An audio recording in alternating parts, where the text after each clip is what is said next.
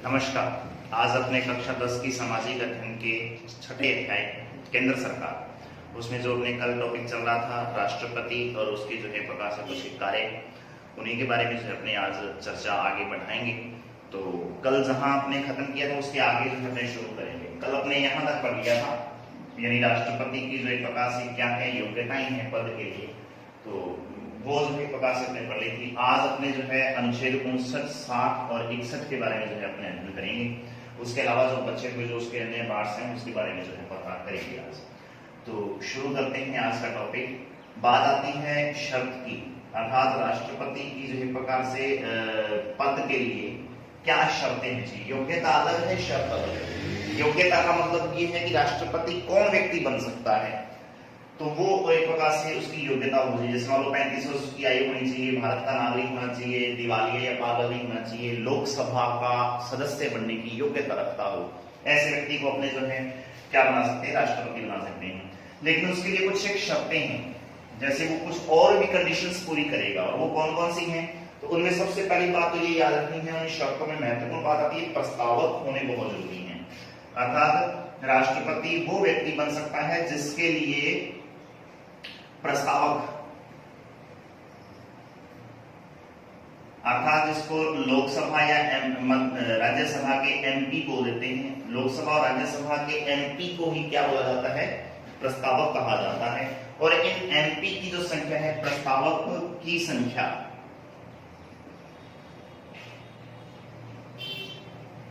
एक सदन में 50 होनी चाहिए। इसका मतलब ये है कि किसी भी एक सदन में, चाहे लोकसभा का जो कि प्रकाश लोकसभा का सदन हो, चाहे वो राज्यसभा का हो, संसद का कोई भी सदन हो सकता है, तो उसमें मान लो लोकसभा के 50 एमपी ये कह दें कि भाई हम इस व्यक्ति को जो है अपना क्या बना रहे हैं, राष्ट्रपति उम्मीदवार बना रहे हैं राष्ट्रपति पद के लिए। एक तो वो जो है होना बहुत जरूरी है, 50 लोग कम से कम उस नाम पे सहमत हों जो अपने आप में क्या है कि इस व्यक्ति को जो है प्रकार से क्या है कि राष्ट्रपति पद के लिए नियुक्त कर रहे हैं, या उसको जो है एक प्रकार से राष्ट्रपति पद के लिए जो है उसको उम्मीदवार बना रहे हैं। तो कम से कम 50 सदस्य तो वो होने चाहिए, जरूरी है ये प्रस्तावक।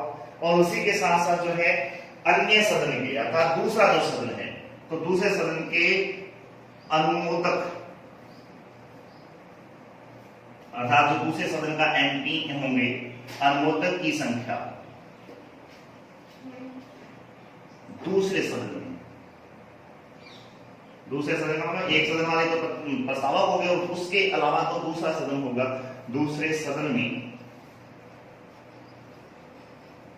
क्या 50 होनी चाहिए। यानी दोनों जो है प्रकार से टर्म एंड कंडीशंस ये हैं कि किसी एक सदन में, मान लो लोकसभा के जो है 50 लोग सहमत हो जाए किसी एक नाम के लिए कि फला व्यक्ति को, अर्थात ए नंबर व्यक्ति जो है, या ए नाम का ये जो व्यक्ति है, कोई भी नाम अमुक व्यक्ति जो है, इस अमुक व्यक्ति को जो है हम क्या बना रहे हैं जी, अपना राष्ट्रपति का उम्मीदवार बना रहे हैं। इसके अलावा जो दूसरा सदन, अर्थात लोकसभा के एमपी ने ये बात बोल दी 50 लोग होने की, हम इसको जो है उम्मीदवार बना रहे हैं, तो फिर राज्यसभा के 50 लोग ऐसे होने चाहिए जिनको अनुमोदक बोला जाएगा। अब वो 50 एमपी ऐसे होंगे जो दूसरे सदन के मतलब राज्यसभा के होंगे, तो वो लोग भी कितने होने चाहिए, 50 लोग होने चाहिए। अनुमोदक का मतलब ये है कि वो उस बात को सहमत जो है उसमें जता दें, सहमति जता दें कि हाँ लोकसभा के जो 50 सदस्यों ने जो एक प्रकार से जो नाम सुझाया है, हम भी उस बात पे सहमत हैं, हम भी उस बात को मानते हैं। तो कम से कम जो है उस अमुक व्यक्ति के लिए जो है राज्यसभा के अंदर, अर्थात दूसरे सदन में भी कम से कम जो है अनुमोदकों की संख्या 50 होनी चाहिए। तो लोकसभा में 50, राज्यसभा में 50, टोटल 100 सदस्य हो गए जो उसके पक्ष में है। तब जाके जो है उस व्यक्ति के द्वारा जो है प्रकार से उम्मीदवार का आवेदन पत्र किया जाता है और राष्ट्रपति पद के लिए, और फिर जो है प्रकार से वो क्या है कि चुनाव में भाग लेता है। तो ये एक प्रकार से शर्त बहुत महत्वपूर्ण है। अनुच्छेद 59 में जो है प्रकार से इस बात का जो है वर्णन दिया गया है। तो अनुच्छेद 59 अर्थात अनुच्छेद 59 में जो है प्रकार से शर्तों का जो है उल्लेख किया गया है। इसके अलावा बात आती है शय की, जैसे उसमें जो है ये शय लिखा है, तो ये शय का मतलब क्या है ये अपने याद करते हैं। तो बात आती है अनुच्छेद 60 की। अनुच्छेद 60 में जो है लिखा है शय से मतलब शपथ, शपथ का वर्णन या उल्लेख जो है प्रकाशित किया गया है। अब राष्ट्रपति को शपथ कौन दिलवाता है? तो याद रखेंगे भारत का CJI, chief justice of India, अर्थात भारत के उच्चतम न्यायालय का मुख्य न्यायाधीश राष्ट्रपति को क्या करता है जी? शपथ दिलाता है। राष्ट्रपति को शपथ दिलाने का काम किसका है जी? CJI का है, अर्थात चीफ जस्टिस ऑफ इंडिया, अर्थात भारत के मुख्य न्यायाधीश, जो कि सुप्रीम कोर्ट के जो मुख्य न्यायाधीश होते हैं, उनके द्वारा जो है प्रकार से भारत के राष्ट्रपति को शपथ दिलाई जाती है। काफी महत्वपूर्ण जो है ये बात है, आपको अच्छी तरह से इसको याद करना है। उसके बाद में बात आती है अनुच्छेद 61 की, और मोस्ट इंपोर्टेंट है इन सभी जो है अनुच्छेदों में, जो पेपर में हमेशा लिखित प्रश्न के तौर पर पूछा जाता है, और इस अनुच्छेद का नंबर है 61, अर्थात 61 नंबर अनुच्छेद। जैसे आप लोगों ने यहाँ मान शब्द लिखा देखा है, तो इस मान को के 61 देखा, इसका मतलब ये क्या होगा? महाभियोग की प्रक्रिया, महाभियोग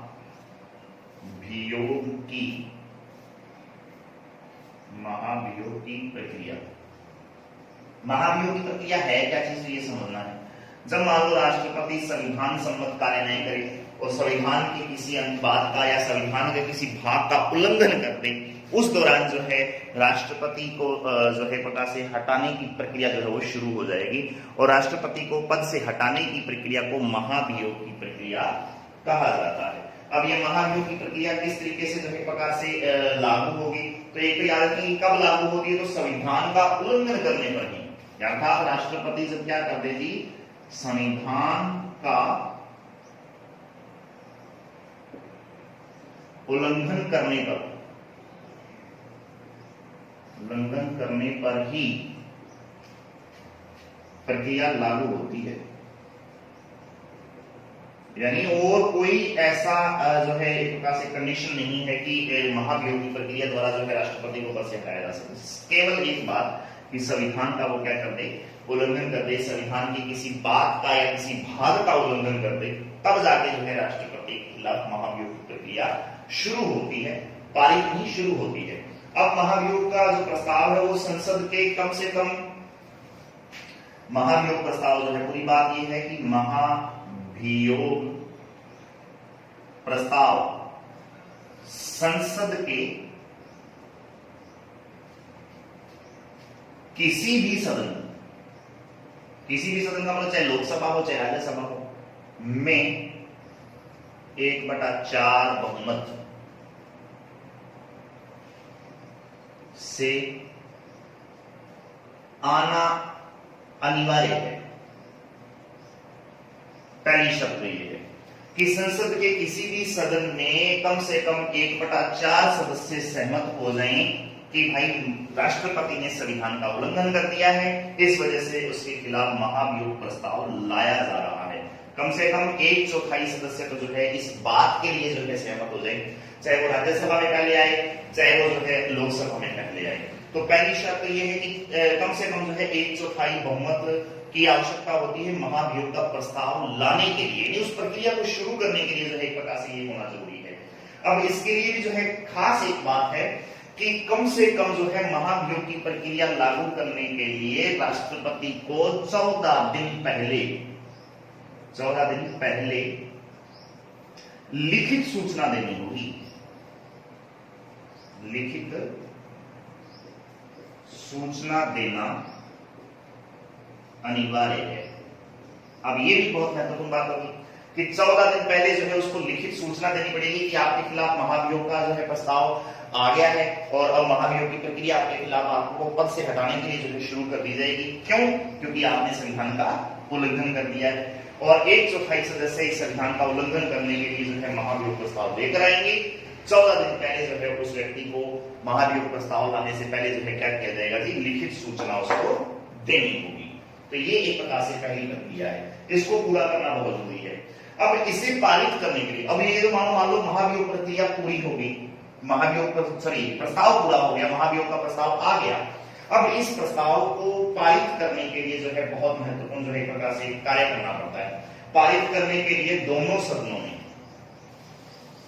यहां लिखते हैं हमने, अर्थात संसद द्वारा जो ये लोकसभा या राज्यसभा किसी भी एक सदन द्वारा जब इसको लगा दिया गया, महाभियोग प्रस्ताव एक प्रकार से शुरू कर दिया गया, तो पारित करने के लिए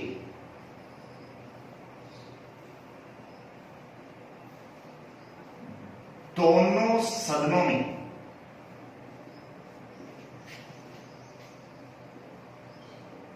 अलग अलग 2/3 बहुमत, दोनों सदनों में 2/3 बहुमत आवश्यक होता है, अनिवार्य।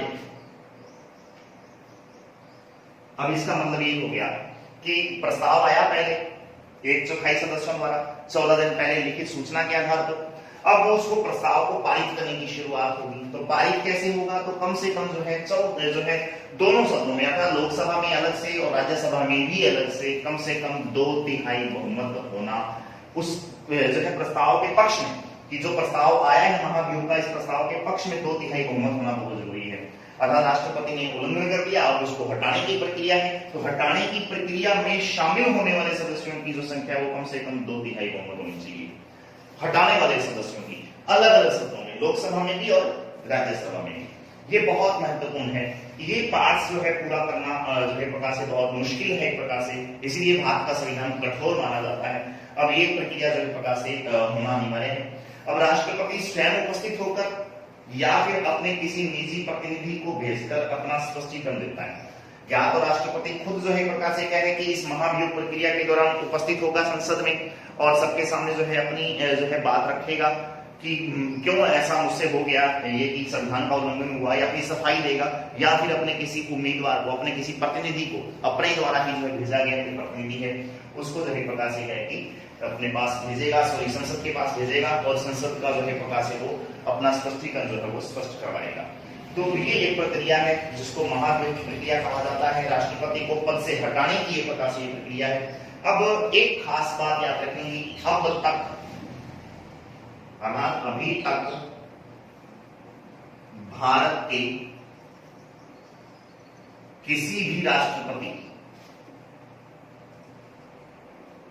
के विरुद्ध महाभियोग प्रक्रिया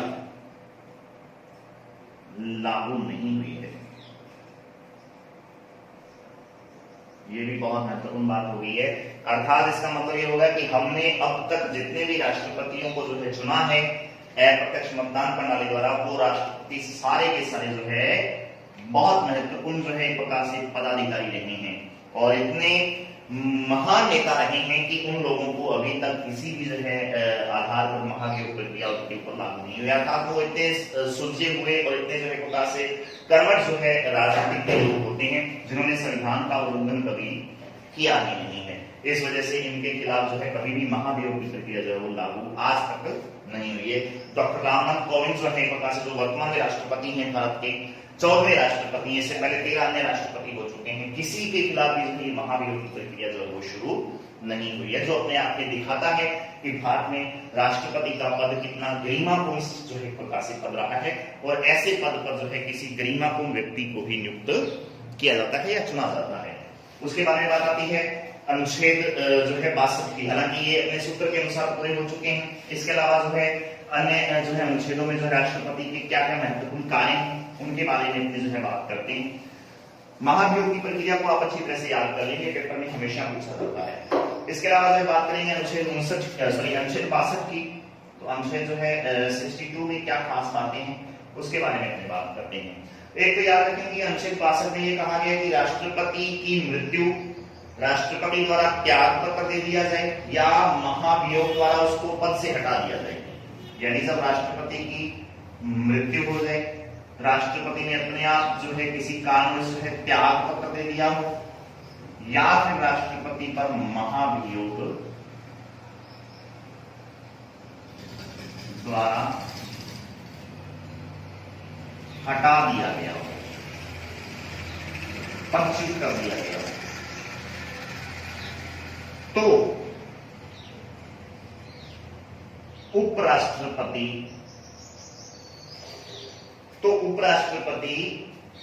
क्या करेगा जी, के पास राष्ट्रपति पद हस्तांतरित हो जाता है। उपराष्ट्रपति के पास राष्ट्रपति का पद हस्तांतरित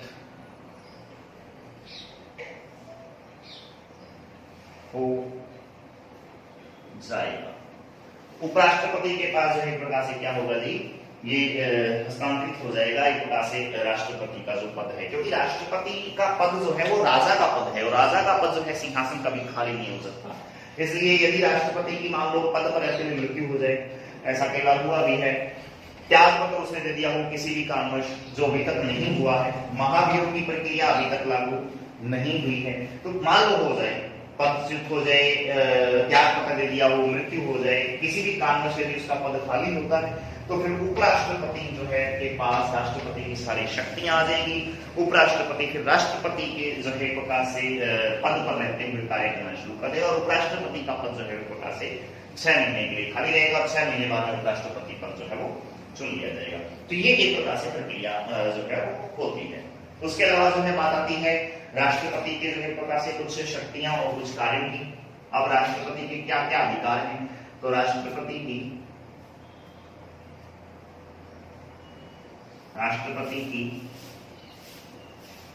शक्तियां व कार्य।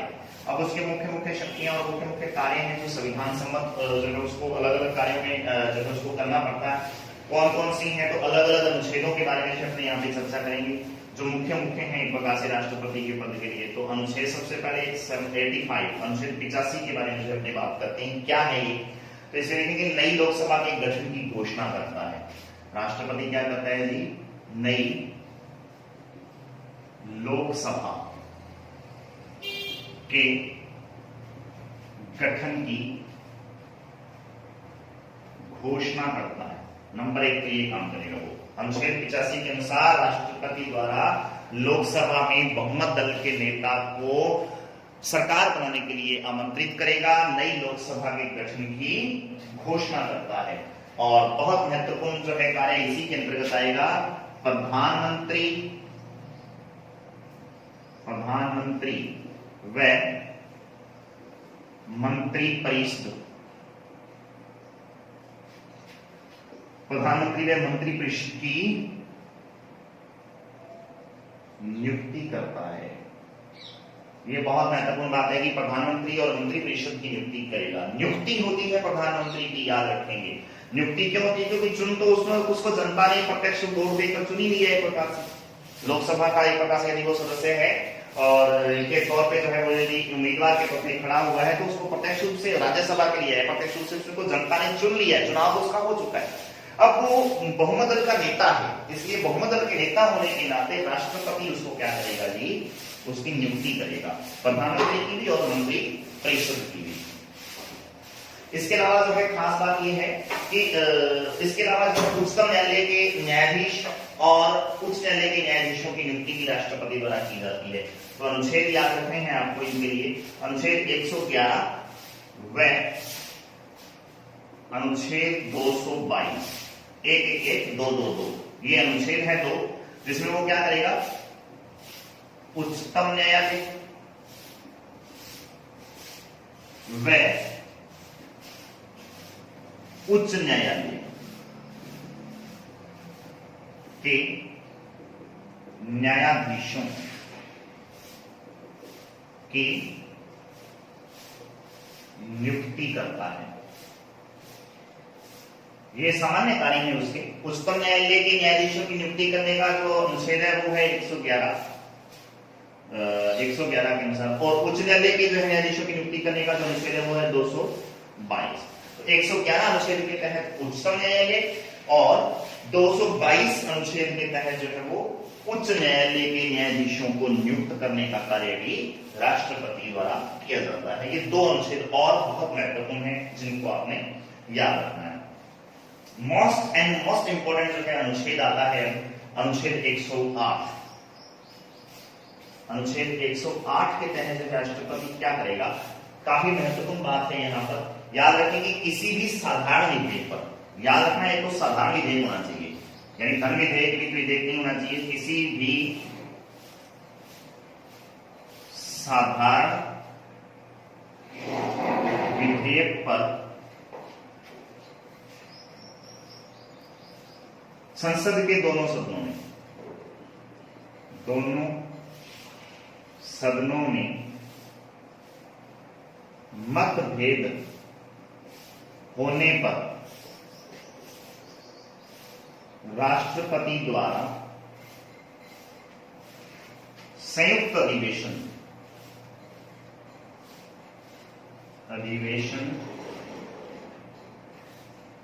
बुलाया जाता है। अनुच्छेद 108 ये कहता है कि यदि मान लो किसी भी साधारण विधेयक पर, कोई सा भी साधारण विधेयक हो, वो चाहे बैंकिंग से संबंधित हो या अपने अन्य रक्षा से संबंधित हो, किसी भी प्रकार का कोई भी साधारण विधेयक यदि कोई आ रहा है, जैसे किसी राज्य का नाम परिवर्तन से संबंधित आ जाए, या एक प्रकार से ये मान लो कि दो राज्य अलग से बनाने हो उसके लिए कोई प्रस्ताव आ जाए, किसी राज्य का नाम परिवर्तन करना हो, किसी राज्य के बीच में जो है एक प्रकार से कुछ, जैसे जम्मू कश्मीर को एक प्रकार से पहले वो राज्य था उसको केंद्र शासित प्रदेश में, इस तरीके का कोई भी साधारण विधेयक हो, तो ऐसी किसी भी विधेयक पर दोनों सदन मतलब लोकसभा राज्यसभा दोनों सदनों में कोई मतभेद पैदा हो जाए तो फिर राष्ट्रपति द्वारा जो है क्या किया जाता है, दोनों सदनों का संयुक्त एक ही जगह पर जो है अधिवेशन करवाया जाता है। और ऐसा जो है अनुच्छेद कौन से में लिखा हुआ है जी, अनुच्छेद 108 में लिखा हुआ है। अब खास बात यहां पर यह है संयुक्त अधिवेशन का सत्रावसान, संयुक्त अधिवेशन का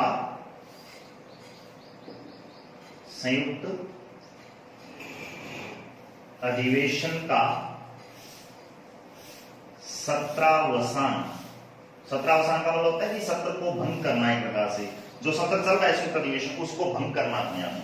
तो संयुक्त अधिवेशन का सत्रावसान राष्ट्रपति करता है, ये जो है याद रखने वाली बात है। ये भी अनुच्छेद 108 के तहत की खास बात है। इसके अलावा जो बात आती है कि संयुक्त अधिवेशन की अध्यक्षता कौन करेगा, राष्ट्रपति बुलाएगा, आहूत करेगा दोनों सदनों को एक साथ इकट्ठा होने के लिए, संयुक्त अधिवेशन बुलाएगा, बुलाना मतलब आहूत करना, और राष्ट्रपति उस अधिवेशन को भंग भी करेगा, मतलब उसका सत्रावसान भी राष्ट्रपति करेगा। लेकिन अब इन दोनों सदनों की संयुक्त अधिवेशन की अध्यक्षता कौन करेगा, तो याद रखेंगे संयुक्त अधिवेशन की अध्यक्षता लोकसभा स्पीकर करेगा।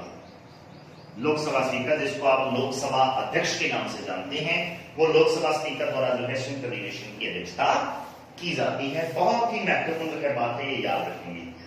इस अधिवेशन में राष्ट्रपति मंत्रिमंडल द्वारा तैयार किए गए अभिभाषण को प्रस्तुत करेगा। एक खास बात है कि इस अधिवेशन में, अर्थात जो संयुक्त अधिवेशन जो हुआ है, इस अधिवेशन में राष्ट्रपति मंत्रिमंडल द्वारा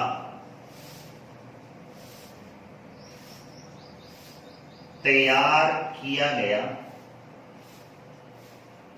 अभिभाषण पढ़ेगा या प्रस्तुत करेगा,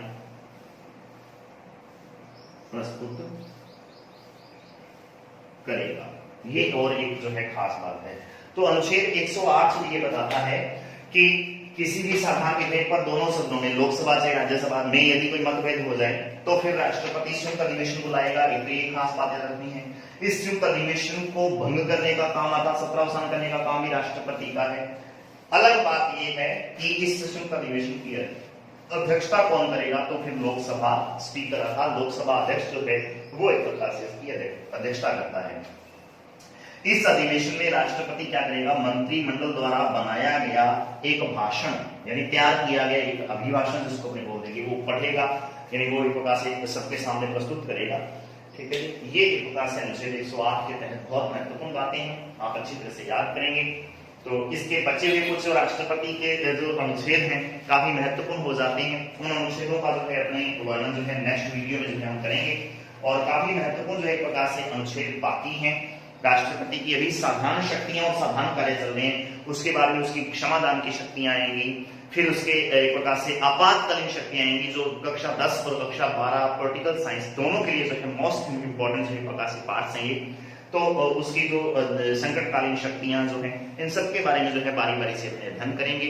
तो बहुत महत्वपूर्ण है आप इन जो है अनुच्छेदों को और राष्ट्रपति के जो है इस टॉपिक को जो है अच्छी तरह से तैयार करें।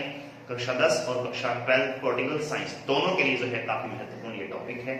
तो आज के लिए इतना ही, धन्यवाद, जय हिंद, जय भारत।